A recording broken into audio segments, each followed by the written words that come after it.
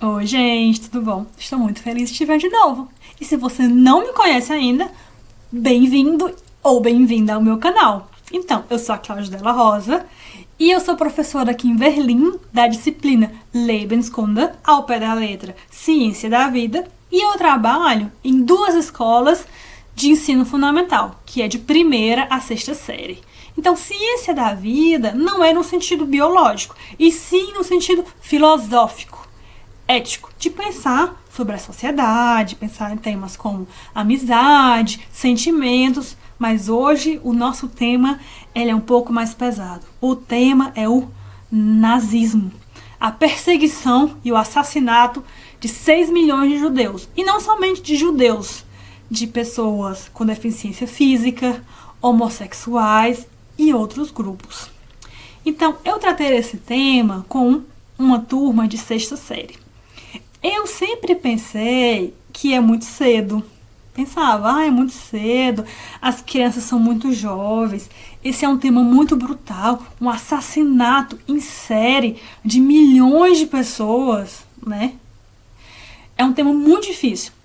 Só que aqui na Alemanha, o tema do nazismo, ele é muito presente, né? Nas ruas, nas placas, estátuas, monumentos, no jornal, né? Porque sempre que tem alguma data que se reporta ao nazismo, inclusive no dia 8 de maio, há 75 anos, foi o fim do nazismo, foi a libertação da Alemanha do nazismo. No dia 10 de maio de 1933, foi uma queima de livros pelos nazistas, queima de livros que eram considerados imorais, né? Livros naturalmente de autores judeus. Então, você sempre vê, está sempre presente. Até eu, que sou brasileira, que não faço parte dessa cultura, eu já aprendi muita coisa. Claro que eu li bastante, mas isso faz parte. E as crianças no ensino fundamental, elas têm aula sobre o nazismo. E elas têm aula nesse sentido histórico, de saber o que aconteceu. E a minha intenção era trabalhar essa questão mais humana, do sentimento, de pensar, meu Deus, como é que foi possível? Como é que isso aconteceu? Por que os alemães não se rebelaram? E sim, muitos alemães se rebelaram e não aceitaram. E muitos deles não conseguiram ver o que estava acontecendo. Eles não conseguiram ver que o Hitler estava falando sério quando ele falava que ia eliminar os judeus. Que a causa da ruína da Alemanha eram os judeus. Porque a Alemanha estava, depois da Primeira Guerra Mundial, a partir de 1918, estava destruída, né? Havia muita pobreza, muita fome, e o Hitler, o que ele fez? Ele prometeu, eu vou acabar com os judeus, porque os judeus são a causa da ruína na Alemanha. Então, se eu tô aqui na miséria, alguém me promete que eu vou ter emprego, que eu vou ter comida, e eu não tenho culpa, e os judeus são a culpa, é uma resposta simplista. A resposta não faz sentido. Mas na hora do desespero, muitas pessoas acreditam e muitas pessoas querem acreditar nessa resposta fácil, né? Então é sempre bom refletir o que eu estou apoiando. Eu não estou levando a sério o que meu governante fala quando ele propaga o ódio.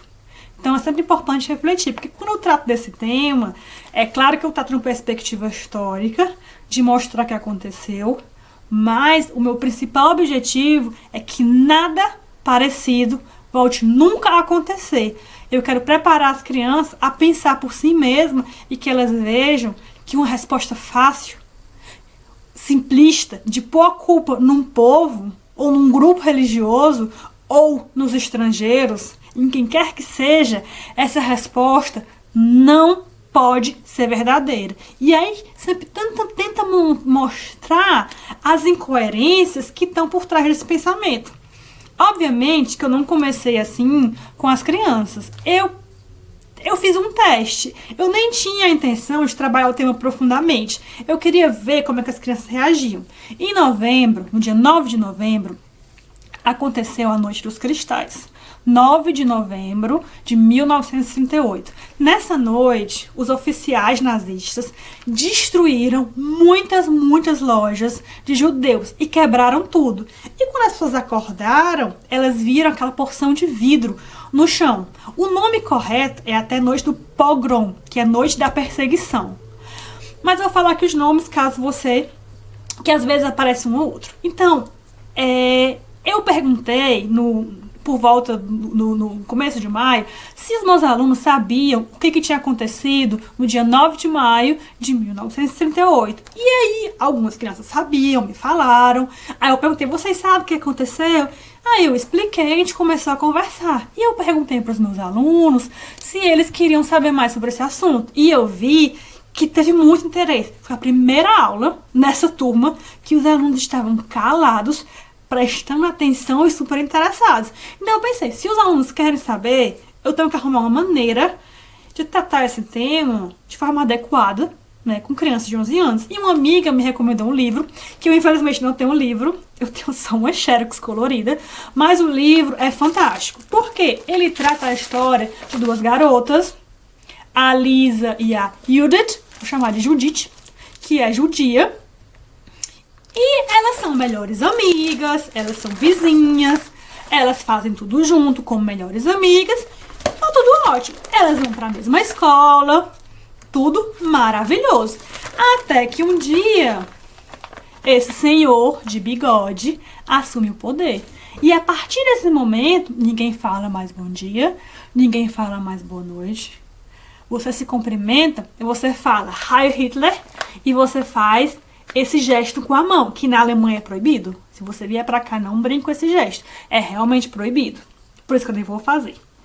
Então, de primeiro, né, algumas mudanças, mas aparentemente não era nada ruim.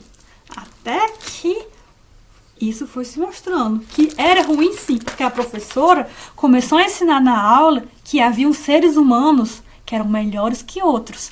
Seres humanos bons e seres humanos maus. E os bons seres humanos tinham cabelo loiro, olhos azuis, eles eram arianos. E os seres humanos maus, que estavam destruindo a Alemanha, geralmente um nariz grande, tinham cabelo preto, eram os judeus. E claro que pra Judith isso era estranho, porque ela era judia, os pais eram judeus, e ela sabia que eles não faziam nada de errado, né? Os pais tinham uma farmácia, eles ajudavam as pessoas, vendiam remédio. Mas até aí, até que um dia, começam a haver marchas dos soldados e passa a ser perigoso não só ser judeu, como ser amigo de judeu. Mas daqui, né, a Judith não quis acreditar. Não é tão ruim não. Eu quero uma bandeirinha também, esse aqui é o símbolo do nazismo. Eu quero participar. Aí ela fala, tem um senhor muito legal que me deu aqui uma bandeirinha, ela participou. Obviamente os pais não estavam felizes, mas criança quis participar, né? O importante é não ser excluído. Aí aqui acontece o que eu falei, no dia 10 de maio de 1933. Os judeus fazem uma grande queima de livros. Todos os autores judeus são proibidos. E os livros são pegues às bibliotecas públicas, universidades e são queimados. Quer dizer, eles são livros proibidos. E a Judith também na escola é excluída. Ela não pode mais sentar na frente. Ela tem que sentar na última fileira, sozinha, né? Ela não corresponde ao modelo alemão, porque a garota alemã tem que ser loura, com os olhos azuis. E nesse momento, os meus alunos são muito inteligentes. Eles falam, mas professora, o Hitler nem era louro, nem tinha olho azul, ainda era bem baixinho pro padrão alemão. Pois é. E, gente, vocês sabiam de uma coisa? Que o Hitler nem alemão não era. O Hitler era austríaco. Só que eu não posso falar da biografia do Hitler aqui, porque já tenho 9 minutos de vídeo, eu tenho que mostrar o vídeo, o livro para vocês nesse vídeo. Que é importante ver como esse livro trata de forma sensível esse tema para crianças, de uma maneira muito adequada. Então, ela tá aqui na frente ainda, mas a partir desse momento ela não pode mais. As outras crianças excluem ela e chamam ela de judia, como menina judia, como forma de xingamento, que aqui na Alemanha, infelizmente, quando você fala isso, é um xingamento. Aí eu pergunto pros meus alunos, mas como? uma religião sem um xingamento. E a coisa mais importante, eu pergunto, se isso acontecesse com um amigo ou amiga de vocês, o que vocês fariam? Vocês iriam se juntar e rir junto? Ou vocês iriam defender? A Lisa era a única criança que ainda falava com a Judite. E a Lisa protegia a Judite. Só que o que aconteceu? Os pais da Lisa, não sei se você vê que eles têm a bandeira do nazismo, porque você ser nazista nesse momento histórico era vantajoso. Se você não participasse do partido, né, não entrasse no partido, você poderia perder seu emprego, perder vantagens, não ser promovido. Então, muita gente no começo se tornou nazista por oportunismo. Ah, não, Hitler fala mal dos judeus, mas não tô nem aí. Eu quero cuidar da minha vida, meus filhos, minha família. E o que os pais da Lisa falaram? Não encontre mais com a Judite, ela é judia. Mas elas eram melhores amigas e não queriam terminar a amizade. Então elas inventaram um código. Se a Lisa fizesse assim, acenasse, os pais estavam em casa, ela não podia. Mas se ela batesse 3 vezes, tudo beleza, belezinha, a Judite podia entrar. Então, nesse dia deu tudo certo, elas foram brincar. E elas brincavam com 3 ursinhos. Um era da Lisa, o outro era da Judite e um outro pertencia às duas. Aí nesse dia a Lisa fala, eu vou brincar com o ursinho.